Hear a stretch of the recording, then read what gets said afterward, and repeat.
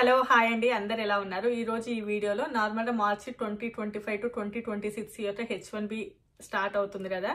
యాక్చువల్గా వాటి యొక్క ఫీజెస్ ఎలా ఉన్నాయి, చాలా మంది వాటి యొక్క ఫీజెస్ ఇంక్రీజ్ అయ్యాయి అని అంటూ ఉన్నారు. అండ్ ఈఏడి అంటే H4 ఈఏడీలను తీసేస్తారు అని చెప్పేసి ఓపీటీలను తీసేస్తారు.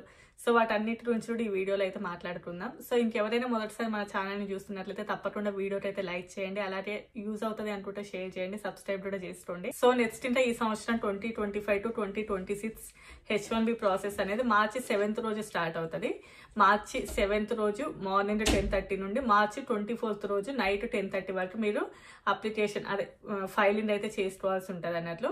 సో ఆ లోపే మీరు ఎవరైనా కన్సల్టెన్సీస్ త్రూ వెళ్తారా లేదు అంటే కంపెనీస్ త్రూ అనేది చూసుకోవాలి. మనం కంపెనీస్ త్రూ వెళ్తే మాత్రం మీకు ఎలాంటిది ఉండదు అన్నట్లు, మొత్తం కంపెనీనే పే చేస్తుంది. ఈవెన్ మీరు ఫ్లైట్ టికెట్స్తో సహా అండ్ మీ టికెట్ వచ్చిన తర్వాత 1 వీక్ అకామిడేషన్ మొత్తం కూడా కంపెనీనే చూసుకుంటుంది. అసలు మీకు ఎలాంటి స్ట్రెస్ ఉండదు, అసలు మీకంటూ ఇంకా ఏమీ పని కూడా ఉండదు, మొత్తం కంపెనీనే చూస్తుంటుంది.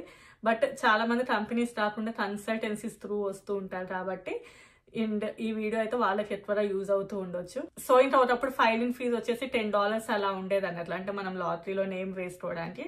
ఆ టైంలో ఏమయ్యేదంటే ఒక్కొక్క పర్సన్ వచ్చేసి 10 సార్లు 20 సార్లు 30 సార్లు అలా కూడా వేసుకుంటూ ఉండేవాళ్ళు, ఓన్లీ $10 కదా అని చెప్పేసి. ఏంటంటే ఒకసారి రాకపోయినా ఇంకోసారి అయినా పిక్ అవుతుంది అని చెప్పేసి ఆశతోటి. బట్ ఈ సంవత్సరం నుంచి వాటి యొక్క ఫీజెస్ వచ్చేసి $215 చేశారు. అంటే సుమారు మన కరెన్సీలో చెప్పాలంటే 18,000. ఒకప్పుడు 800 ఉండేది, ఇప్పుడు 18,000 చేశారు అన్నట్లు. దాని యొక్క ప్రైజెస్ అయితే ఇంక్రీజ్ అయ్యాయి. ఈవెన్ మీరు ఏదైనా కన్సల్టెన్సీస్కి వెళ్ళినా కూడా ఆల్మోస్ట్ వాళ్ళైతే ఈసారి ఆ ఫీ అయితే అడుగుతూ ఉండొచ్చు మిమ్మల్ని. సో అది పెరిగింది అన్నట్లు. ఆల్మోస్ట్ చాలా వరకు ఛార్జెస్ పెరిగిపోయాయి అన్నట్లు. ఈవెన్ మీకు H1B పిక్ అయిన తర్వాత నెక్స్ట్ ప్రాసెసింగ్ ఉంటుంది కదా, దానికి ఫీజెస్ పెరిగాయి. అండ్ నెక్స్ట్ వచ్చేసి మీకు ఒక 50 మెంబర్స్ కంటే తక్కువ మంది ఎంప్లాయీస్ ఉన్నారు అనుకోండి, మీకు మళ్ళీ $4,000 వరకు ఎక్స్ట్రా పే చేయాల్సి ఉంటుంది. అండ్ మీకు ఏదైనా RFE పడ్డది అనుకోండి, దానికి మళ్ళీ $2,500 నుంచి $4,000 ఎక్స్ట్రా పే చేయాల్సి ఉంటుంది. సో ఇలా ప్రతి ఒక్కదానికి కూడా ప్రైజెస్ అయితే ఇంక్రీజ్ అయ్యాయి. నాకు తెలిసిన కొన్ని కన్సల్టెన్సీస్ నుంచి అయితే నేను ఇన్ఫర్మేషన్ గ్యాదర్ చేసి మీకు చెప్తున్నాను. సో ఇంకా నెక్స్ట్ ఒకప్పుడు ఎలా ఉండేదంటే 10 నుండి 20 అప్లికేషన్స్ వేసుకునే వాళ్ళు ఒక్క పర్సన్ వచ్చేసి.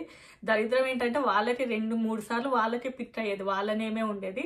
ఫైనల్ అసలు వాళ్ళ అమెరికాకి వచ్చే వాళ్ళే రాదన్నట్లు. అలా చాలా మంది ఉన్నారు, ఈవెన్ మాకు తెలిసిన వాళ్ళు కూడా.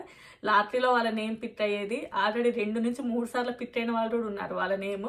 బట్ వాళ్ళు తర్వాత జాబ్ మార్కెటింగ్ కానివ్వండి, సర్టన్ అనేదర్ రీజన్స్ తోటి అసలు వాళ్ళు యూఎస్ వచ్చే వాళ్ళే కాదు. సో అమెరికా అనేది చాలా వరకు అదృష్టం మీదనే ఆధారపడి ఉంటుంది. సో మనకి లక్ లేకుంటే మాత్రం ఇంకా మనం ఏమి కూడా చేయలేము కదా. అండ్ చాలా మంది మెరిట్ బేస్ అది ఇది అని అన్నారు, బట్ ఏది కూడా లేదు, అన్ని ఎప్పుడు ఎలా ఉన్నాయో అలాగే ఉన్నాయి. సో నెక్స్ట్ ఇంకా లాస్ట్ గవర్నమెంట్ ఎలా అయితే ఉందో ఆబ్వియస్లీ అలాగనే అన్నట్లు. అంటే మన యొక్క పాస్పోర్ట్ నెంబర్ తప్పకుండా మనం ఇంక్లూడ్ చేయాలి. ఈవెన్ మీరు ఎన్ని మల్టిపుల్ అప్లికేషన్స్ వేసుకున్నా కూడా ఫైనల్ అది ఫిల్టర్ అయ్యేసి మీది లాటరీ లోపలికి వెళ్ళేటప్పుడు ఓన్లీ ఒక అప్లికేషన్ మాత్రమే వెళ్తుంది. సో ఆబ్వియస్లీ లాస్ట్ ఇయర్ కూడా అంతే, ఆ ప్రాసెసింగ్ లాస్ట్ ఇయర్ వచ్చింది అన్నట్లు. అంటే మీరు ఎన్ని అప్లికేషన్స్ వేసుకున్నా కూడా చివరికి ఫిల్టర్ అయిన తర్వాత మీకు లాటరీ లోపలికి వెళ్ళేటప్పుడు మాత్రం ఓన్లీ మీతోటి ఉన్నది ఒకటే అప్లికేషన్ అయితే లోపలికి వెళ్తుంది.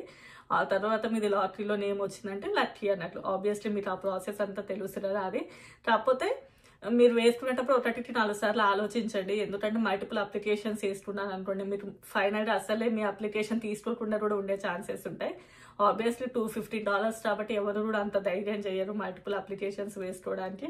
సో అందుకోసమే ఈసారి అయితే ఫీజెస్ అయితే పెంచేశారు. సో ఇంకా నెక్స్ట్ ఎవరైనా ఇండియా నుంచి కన్సల్టెన్సీస్ త్రూ అంటే వస్తున్నట్లయితే మీరు ముందే చెక్ చేసుకోండి, అంటే ఆ కన్సల్టెన్సీ కరెక్టేనా కాదా, అండ్ ఎన్ని సంవత్సరాల నుంచి ఆ కన్సల్టెన్సీ ఉంది, అండ్ పేరోల్ కరెక్ట్ టైంకే జనరేట్ చేస్తూ ఉంటాయా, అండ్ వాటి యొక్క ప్రాసెస్ ఉంటుంది కదా, అంతా కూడా మీరు 1-2 సార్లు వాళ్ళతో చెక్ చేసుకోండి. అండ్ కూర్చొని కరెక్ట్గా మాట్లాడుకోండి అన్నట్లు, అంటే పేరోల్ ఎట్లా జనరేట్ చేస్తారో అవన్నీ కూడా.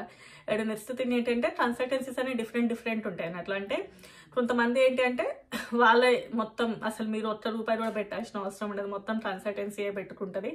ఆ తర్వాత ఏంటి అంటే మీకు పర్సంటేజెస్ ఉంటుంది కదా, సో ఆ పర్సంటేజెస్ని చూసుకొని వాళ్ళకి అసలు మీరు ఎలాంటి మనీ కూడా పే చేయాల్సిన అవసరం ఉండదు. బట్ కొన్ని కన్సల్టెన్సీస్ ఏంటంటే జస్ట్ మీకు H1Bని ఫైల్ చేపిస్తాయి, బట్ ఆ తర్వాత ప్రాసెసింగ్ ఫీ అనేది అంతా కూడా మీరే పెట్టుకోవాలి. 2 to 3 months ఏదో జనరేట్ చేస్తారు. ఆ తర్వాత 2 to 3 months ఏదో మీకు పేరోల్స్ జనరేట్ చేస్తారు. ఆ తర్వాత నుంచి మీరే జాబ్ ఎత్తుక్కోవాలి, అదంతా ఉంటుంది. సో H1B రారా అనే సంబరం రాదు, అసలు అది అప్పుడే మొదలవుతుంది. కాబట్టి సో మీరు 1కి 2 సార్లు ఆలోచించుకోండి. నెక్స్ట్ వచ్చేసి మీ యొక్క ఆఫర్ లెటర్ మీ జాబ్ రోల్కి సూట్ అవుతుందా లేదా, అండ్ అంటే మీ ఎడ్యుకేషనల్ డీటెయిల్స్ అన్ని కరెక్ట్గా ఉన్నాయి అది కూడా చూసుకోండి. అండ్ RFEs పడ్డాయి అనుకోండి, మళ్ళీ ఎక్స్ట్రా మనీ పే చేయాల్సి వస్తూ ఉంటుంది. సో అది కూడా ఒకసారి మీరు చూసుకోవాలి. అండ్ ఈవెన్ ఎవరైనా స్టూడెంట్స్ ఉన్నారనుకోండి, వాళ్ళు న్యూరాన్ అమెరికాకి వచ్చారా అంటే వాళ్ళు ఓపీటీలో ఉన్నారా అది కూడా చూసుకోండి. ఈవెన్ మీరు ఒకవేళ ఓపీటీలో ఉంటే అప్పుడే తొందరపడి అయితే, అంటే జస్ట్ నేను సజెషన్ అంతే, మీరు ఆ తర్వాత మీ ఇష్టం లేండి. కానీ ఈవెన్ అంటే మీరు ఫుల్ టైం జాబ్ ఉంటే, మీరు ఓపీటీలో ఉన్నప్పుడు ఫుల్ టైం జాబ్ ఉంటే ఓకే మీరు ప్రొసీడ్ అవ్వచ్చు, పెద్ద ప్రాబ్లం లేదు. బట్ అలా రాకుండా మీకు ఫుల్ టైం జాబ్ ఏది లేకుంటే ఓన్లీ $210 కదా, సరే పోతే పోయినాయిలే అని చెప్పేసి మీ దగ్గర జాబ్ లేకుండా ఉండి వేసుకుంటే అది ఇంకొక స్ట్రెస్ఫుల్, ఇంకొక టార్చర్ లాగా ఉంటుంది. సో ఇంకా ఈవెన్ మీరు ఈ టైంలో ఏదైనా కన్సల్టెన్సీ లోపల మార్కెటింగ్ చేయించుకుంటూ ఉంటే దెన్ మీరు ఓకే అలానే ప్రొసీడ్ అవ్వండి. H1B గురించి కొంచెం తర్వాత ఆలోచించవచ్చు.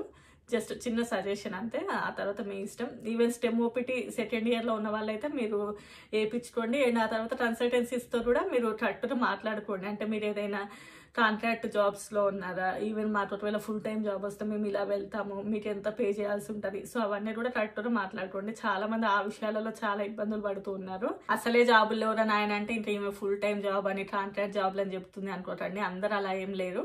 సో చేస్తున్న వాళ్ళు చాలా మంది ఉన్నారు కాబట్టి చెప్తూ ఉన్నాను అన్నట్లు. బట్ మనకి ఏంటంటే H1B రాగానే కాదు, మీరు పేరోల్స్ కూడా జనరేట్ అవ్వాలి. మనకి జాబ్ లేకుండా ఉండి వేయించుకుంటే అది చాలా పెద్ద స్ట్రెస్. కాబట్టి సో 1కి 2 సార్లు ఆలోచించి మీరు నిర్ణయాలు తీసుకోండి. అండ్ కన్సల్టెన్సీస్కి వెళ్ళేటప్పుడు కూడా కొంచెం అంటే ఆలోచించి మంచి కన్సల్టెన్సీని చూస్ చేసుకొని, అండ్ మీరు ముందే కూడా మొత్తం అంటే అసలు ఎలా ప్రాసెసింగ్ ఎవరు పెట్టుకుంటారు, ఎంత ఒకవేళ మేము మధ్యలోనే క్విట్ అవుతాయి అదంతా కూడా మీరు ముందే చూసుకోవాలి. అండ్ చాలా మంది H4 EADల గురించి అడుగుతూ ఉన్నారండి. అంటే అసలు నాకైతే దాని నుంచి ఎలాంటి అప్డేట్ అయితే రాలేదు. అంటే H4 EADలను తీసేస్తున్నారు అని చెప్పేసి, బట్ ఎప్పటి నుంచో ఉన్నది ట్రంప్కి తీసేయాలి అని చెప్పేసి. బట్ అదైతే ఇప్పటివరకు అయితే ఏమీ అవ్వలేదు. ఆయన అనుకున్నంత మాత్రాన అన్నీ ఏమీ అవ్వవు. అంటే లాస్ట్ టైం ఒబామా ఉన్నప్పుడు ఇది ఓకే అయింది కాబట్టి మేబీ ఇప్పుడు ఇతను కూడా సైన్ చేస్తే అది తీసేసే ఛాన్సెస్ ఈజీగా ఉన్నాయి అని చెప్పేసి. బట్ దాని నుంచి అయితే నాకైతే ఎలాంటి అప్డేట్ రాలేదు. ఈవెన్ ఓపీటీ కూడా ఎప్పుడు ఎలా ఉందో అలానే ఉంది.